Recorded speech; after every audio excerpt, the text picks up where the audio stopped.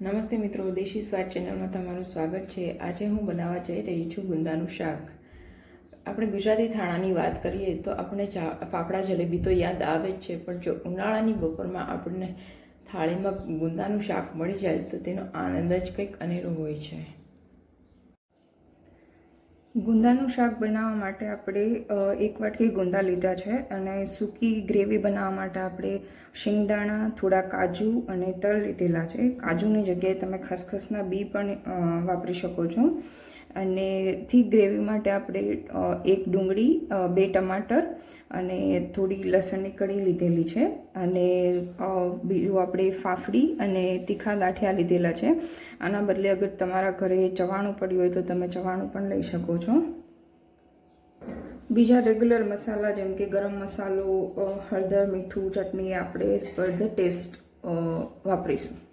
હવે આપણે એક મિક્સર જારમાં ગ્રેવી તૈયાર કરીશું। તેમાં ગાંઠિયા અને જે સેવ લીધેલી છે એ નાખીશું। ત્યાર પછી એમાં શિંગદાણા, તલ અને કાજુનો ભૂકો નાખીને એને ગ્રાઇન્ડ કરીશું।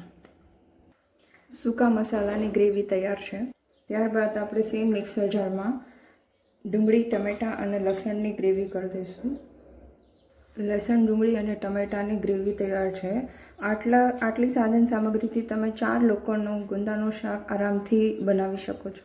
એક પેનમાં આપણે તેલ લઈશું અને તેમાં આપણે જે ફોડેલા ગુંદા છે એ ગુંદાને થોડી વાર માટે ફ્રાય કરીશું। આપણે ગુંદા ચીકણા ના રહે ત્યાં સુધી આપણે તેને તેલમાં તળાવવા દઈશું। હું આ ગુંદાને 80% જેટલું ચડવા દઈશ અને ત્યાર પછી આમાં આપણે ગ્રેવી માટેની પ્રોસેસ સ્ટાર્ટ કરશું। હવે આપણે આમાં લસણ, ડુંગળી અને ટમેટાની જે ગ્રેવી કરેલી છે એ એડ કરીશું। એના પહેલાં જો તમારે આ ગુંદાને કાઢી લેવા હોય તો તમે કાઢી શકો છો, બટ આ રીતે તમે શાક બનાવશો તો તમે ઇઝીલી શાક બનાવી શકશો।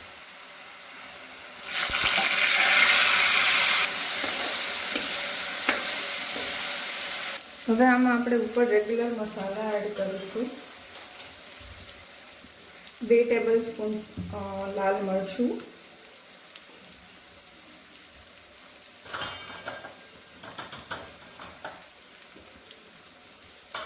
1 ટેબલસ્પૂન ધાણા જીરું, 1/2 ટેબલસ્પૂન હલ્દી પાવડર, સ્વાદ પ્રમાણે મીઠું। હવે આપણે જે સૂકો મસાલો તૈયાર કરેલો છે એ એડ કરી દઈશું। અડધી ચમચી આપણે ગરમ મસાલો એડ કરી દઈશું। જો તમે ચવાણું લીધેલું હોય તો તમે ગરમ મસાલાને સ્કીપ પણ કરી શકો છો। ત્યારબાદ આપણે થોડું પાણી એડ કરીને હવે આ શાકને આપણે 10 મિનિટ માટે એક ડીશ ઢાંકીને ચડવા દઈશું। 1 ચમચી ખાંડ નાખીશું સ્વાદ પ્રમાણે।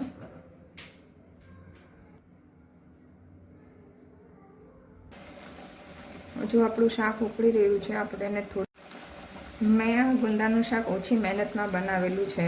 આપણે ગુંદાને ફ્રાય કરીને સાઈડમાં કાઢીને પછીથી વઘાર નથી કર્યો, જેથી આ શાક ઓછી મહેનતમાં અને ફટાફટ બની જાય છે।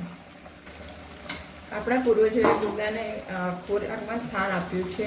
તે સાંધાના દુખાવા માટે અને પાચન માટે ઉત્તમ માનવામાં આવે છે। કહેવત છે ને કે જેના ઘરમાં ગુંદાનું અથાણું કે શાક તેના ઘરે રસોઈનો સાચો ઠાઠ માનવામાં આવે છે। હવે આપણું ગુંદાનું શાક તૈયાર છે। એમાં આપણે કોથમીર એડ કરીશું।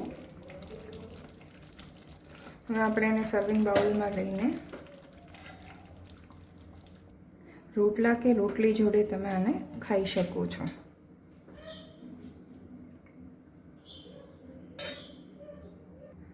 જો તમે પણ આ રીતે ગુંદાનું શાક બનાવીને તમારા ઘરે ટ્રાય કરજો અને કેવું બને છે તે મને કમેન્ટમાં એડ કરીને બતાવજો।